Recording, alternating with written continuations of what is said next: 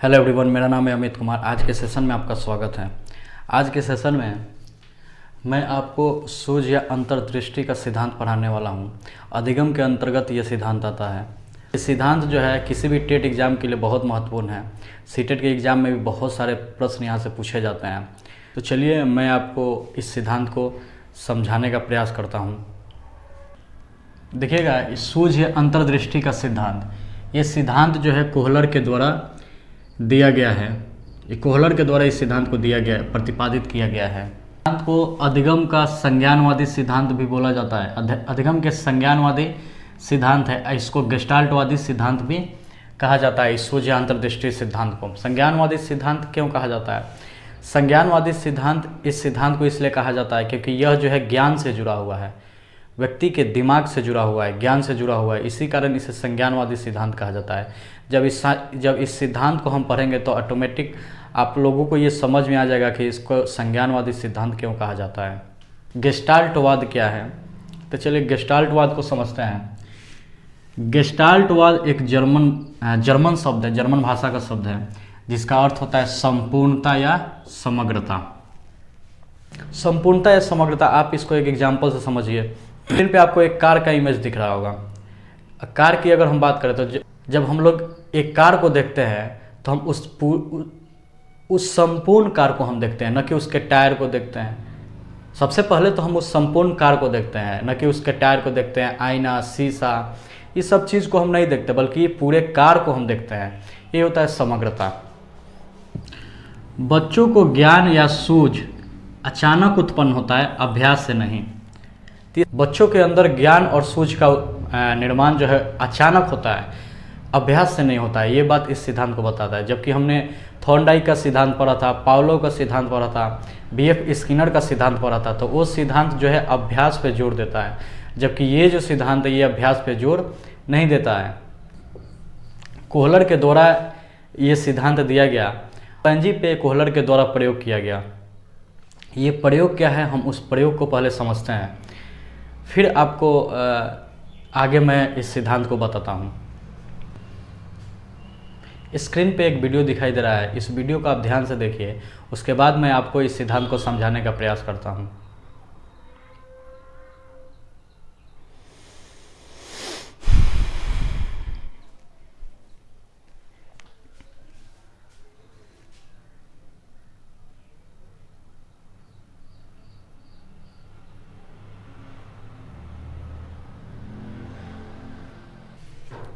सूझ क्या होता है? तो सूझ जो है, जैसे कि समस्या समाधान के दौरान, समस्या समाधान करते समय आपके दिमाग में अचानक एक विचार आता है और आप समस्या को समाधान कर देते हैं। जो ये अचानक विचार आता है उसे ही सूझ कहा जाता है। बाइक की चाबी खो गई, कभी कभी ऐसा होता भी है, आप सभी के साथ भी हुआ होगा कि चाबी हम कहीं रख देते हैं, खोई नहीं है बल्कि चाबी को हम कहीं रख देते हैं। और चाबी, जब मुझे बाइक पे जाना होता है तो चाबी को हम अपने पॉकेट में खोजते हैं, जहाँ तहाँ खोजते हैं, चाबी नहीं मिलती, हम परेशान हो जाते हैं।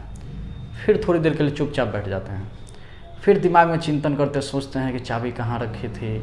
ऐसे जब हम चिंतन करते हैं तो अचानक याद आता है, ओ चाबी हम यहाँ रखे हैं। तो ये जो अचानक जो याद आता है इसे ही सूझ कहा जाता है, और उसके बाद समस्या समाधान हो जाता है। इस प्रयोग को समझिए, इस प्रयोग में क्या हुआ था।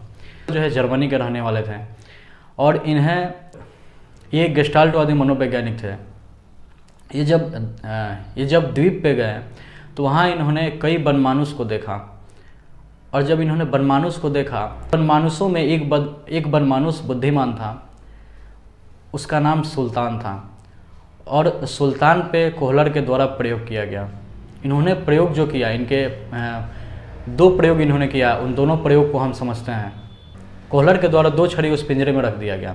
दोनों छड़ी ऐसी थी, एक छड़ी थोड़ी मोटी थी और एक छड़ी थोड़ी पतली थी। पतली छड़ी मोटी छड़ी में आराम से इंटर कर जाती है, और दोनों छड़ी मिलकर एक लंबी छड़ी बन जाती है। में वनमानुष था, और क्या किया गया, पिंजरे के बाहर केला को रख दिया गया कुछ दूरी पर। जो चिंपैंजी था उस केले को प्राप्त करने के लिए ऐसे हाथ निकालता है पिंजरे में से, दोनों हाथ को निकालता है, फिर भी वो केले को नहीं पकड़ पाता। फिर पैर निकालता है, फिर भी उस केले को नहीं पकड़ पाता है। फिर वो छड़ी क्या करता है, एक छड़ी लेता है, फिर उस छड़ी से भी उसको करता है, लेकिन फिर भी केले तक वह छड़ी नहीं पहुंच पाती है। चिंपैंजी परेशान हो जाता है, चुपचाप बैठ जाता है। अचानक उसके दिमाग में एक सोच उत्पन्न होता है। वो क्या करता है, दोनों छड़ी को उठाता है, दोनों छड़ी को एक दूसरे में सेट करता है और छड़ी जो है लंबी हो जाती है और इस छड़ी को बाहर निकाल कर उस केले को छड़ी के द्वारा पिंजरे के अंदर खींच लेता है और केले को प्राप्त कर लेता है। कोहलर के द्वारा जो दूसरा प्रयोग किया गया उसमें क्या किया गया, उसी चिंपैंजी को एक कमरे में बंद कर दिया गया और उस कमरे के ऊपर केला का गुच्छा लटका दिया गया। कमरे के अंदर 2-4 बॉक्स रखे हुए थे। बनमानुस भूखा था, केले को पकड़ने के लिए तरह तरह की अनुक्रिया करता है, कूदता है, फिर भी केले को नहीं पकड़ पाता है। फिर वो अचानक चुपचाप होता है, सोचता है कि कैसे मैं इस केले को प्राप्त करूं। तो अचानक उसके दिमाग में सूझ उत्पन्न होता है। वो क्या करता है कि एक बॉक्स रखता है और उस बॉक्स के ऊपर एक दूसरे बॉक्स को रखता है और उस बॉक्स पे चढ़ जाता है, फिर वो आराम से उस केले को प्राप्त कर लेता है। ये दूसरा प्रयोग था। यानी बनमानुस जो क्या कर रहा है, यहाँ पे सूझ, बनमानुस के अंदर जो है सूझ उत्पन्न होती है और समस्या का समाधान कर देता है। यहाँ प्रैक्टिस नहीं है, यहाँ अभ्यास नहीं है। थॉर्नडाइक के सिद्धांत में बिल्ली के द्वारा बहुत ज़्यादा अनुक्रिया की जा रही थी, प्रयास किया जा रहा था, लेकिन यहाँ पे वैसा नहीं है। बनमानुस के बहुत ज़्यादा प्रयास नहीं करता है। बनमानुस मान लो एक बार उसने गलत अनुक्रिया की, फिर उसके दिमाग में सूझ उत्पन्न हुआ और आराम से केले को प्राप्त कर लिया। जब दूसरी बार उस बनमानुस को रखा जाता है तो एक भी गलत अनुक्रिया नहीं करता है, बल्कि सीधे वो केले को प्राप्त कर लेता है, क्योंकि उसके अंदर पहले से सूझ उत्पन्न हो गई, सूझ उत्पन्न हो चुकी है। जबकि बिल्ली में ऐसा नहीं था। वो जो है अभ्यास से सीखती है। पहले दिन गलती करती है, फिर दूसरे दिन कुछ कम गलती करती है, फिर तीसरे दिन कुछ कम गलती करती है। एक समय आता है जब वो गलती करना बंद कर देते हैं, क्योंकि अभ्यास से होता है। लेकिन यहाँ पे वैसा नहीं है। यहाँ पे वो एक बार कुछ गलत अनुक्रिया करता है, लेकिन जब दूसरी बार जब बनमानुस को अंदर डाला जाता है तो एक भी गलत अनुक्रिया नहीं करता है, बल्कि सीधे वो केले को प्राप्त कर लेता है। अनुसार सीखने के लिए निम्नलिखित परिस्थितियों का होना आवश्यक है। कोहलर के अनुसार अगर कोई अधिगम करता है तो उसके लिए निम्नलिखित परिस्थिति का होना आवश्यक है। पहली है बुद्धि। सीखने के लिए या अधिगम के लिए सूझ के लिए बुद्धि का होना आवश्यक है। ये सूझ कैसे उत्पन्न होता है? जब आप चिंतन करते हैं, सोचते हैं, तब तो अचानक सूझ उत्पन्न होता है। लेकिन अगर किसी के पास बुद्धि नहीं है तो फिर वो चिंतन ही नहीं कर पाएगा, तो उसके अंदर सूझ का निर्माण ही नहीं हो पाएगा। इसलिए सूझ का निर्माण करने के लिए, और ये सिद्धांत हमको ये बताता है कि सूझ उत्पन्न होता है तभी जाकर अधिगम होता है। तो जब बुद्धि नहीं रहेगी तो आप सोचेंगे नहीं, सोचेंगे नहीं तो आपके अंदर सूझ उत्पन्न नहीं होगा, तो आपका अधिगम नहीं हो पाएगा। अगली है पूर्व अनुभव। यदि व्यक्ति या बच्चे को किसी कार्य का पूर्व अनुभव है तो उसके अंदर सूझ जल्दी उत्पन्न होता है। जैसे मान लीजिए वो सीटेट का एग्ज़ाम पहले से दे रखा है, फिर दोबारा जब वो सीटेट का एग्ज़ाम देगा तो उसके पास पूर्व अनुभव है, पहले उसने उस पेपर को दे रखा है, तो इस बार पूर्व अनुभव के द्वारा उसके अंदर सूझ जल्दी उत्पन्न होगा और अधिगम हो जाएगा। क्षमता के अनुरूप समस्या। यदि समस्या जो है क्षमता के अनुरूप है तो सूझ जो है जल्दी उत्पन्न होता है। क्षमता के अनुरूप समस्या यानी कि व्यक्ति के पास जो समस्या है वो उसके क्षमता के अनुरूप है तो उसको सूझ जल्दी उत्पन्न होगा और समस्या समाधान हो जाएगा। जैसे कि क्षमता के अनुरूप समस्या, मान लीजिए कोई बालक जो है मंद बुद्धि का बालक है और आप उसे ये बात कहिए कि तुम आईएएस का एग्ज़ाम दो और आईएएस की परीक्षा की तैयारी करो, तुम डीएम बनकर दिखाओ। क्या ऐसा हो सकता है? नहीं, ऐसा नहीं हो सकता, क्योंकि मंद बुद्धि का बालक है, उस लेवल की तैयारी कर ही नहीं सकता, क्योंकि जो समस्या है वो उसके क्षमता से हट जा रही है, क्षमता से बिल्कुल मतलब उसके क्षमता के अनुरूप नहीं है, बल्कि क्षमता के प्रतिकूल है। तो समस्या समाधान के साधन, सूझ के लिए समस्या समाधान के साधन भी उपलब्ध होने चाहिए। प्रयोग में ही आप देखिए, चिंपैंजी जो था, चिंपैंजी के पास जो है समस्या थी कि उसे केले को प्राप्त करना था, लेकिन उस समस्या के साधन भी उसके इर्द गिर्द उपलब्ध थे। तभी तो क्या करता है, वो दिमाग लगाता है, सूझ उत्पन्न होता है और बक्से के ऊपर बक्सा रख के वो केले को प्राप्त कर लेता है। अगर उस रूम में बक्सा नहीं होता, चाहे उस पिंजरे में अगर छड़ी नहीं होती, तो क्या वो समस्या का समाधान कर सकता था? नहीं कर सकता था।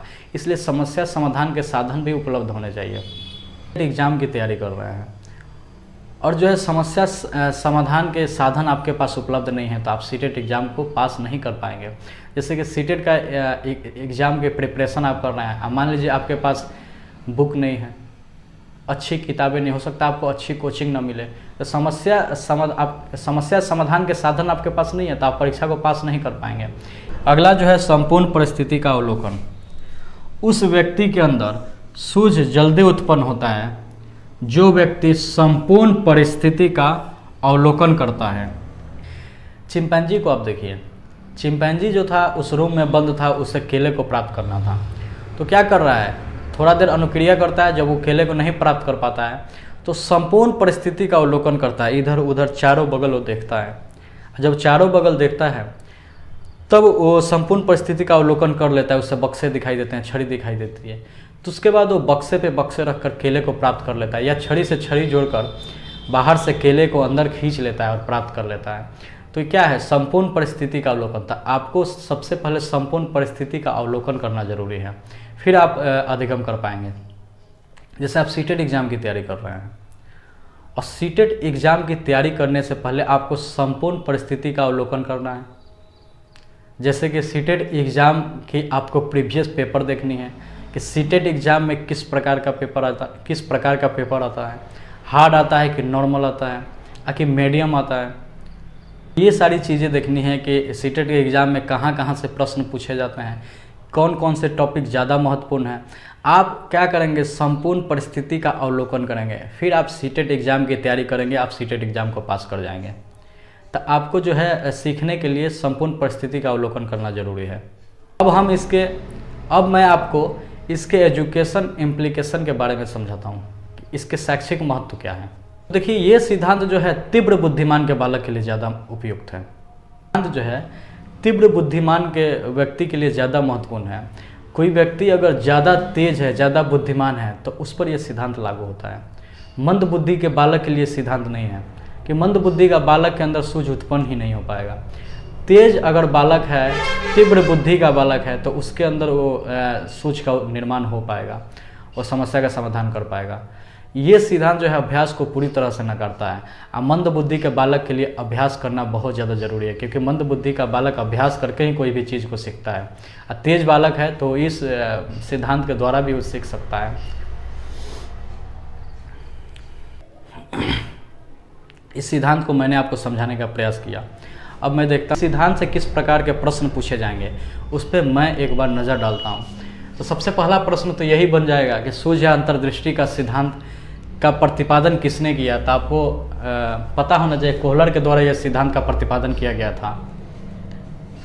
यह जो सिद्धांत है संज्ञान से जुड़ा हुआ है, इसलिए इसे संज्ञानवादी सिद्धांत कहते हैं। गेस्टाल्ट, यहाँ से भी प्रश्न बन सकता है। गेस्टाल्ट जो है किस भाषा का शब्द है, तो याद होना चाहिए जर्मन भाषा का शब्द है, जिसका अर्थ होता है संपूर्णता या समग्रता। अब बच्चों के अंदर सूझ का निर्माण अचानक होता है, अभ्यास से नहीं होता, ये इस सिद्धांत बताता है। और कोहलर के अनुसार सीखने के लिए निम्नलिखित परिस्थिति का होना आवश्यक है। बुद्धि का होना आवश्यक है, पूर्व अनुभव का होना आवश्यक है, क्षमता के अनुरूप समस्या समाधान के साधन तथा संपूर्ण परिस्थिति का अवलोकन होना आवश्यक है। ये भी बात आप ध्यान रखिएगा कि यह सिद्धांत तीव्र बुद्धिमान के बालकों के लिए उपयुक्त है, जबकि मंद बुद्धि का बालक इस सिद्धांत से नहीं सीख पाएगा, क्योंकि यह सिद्धांत जो है अभ्यास को पूरी तरह से नकार देता है।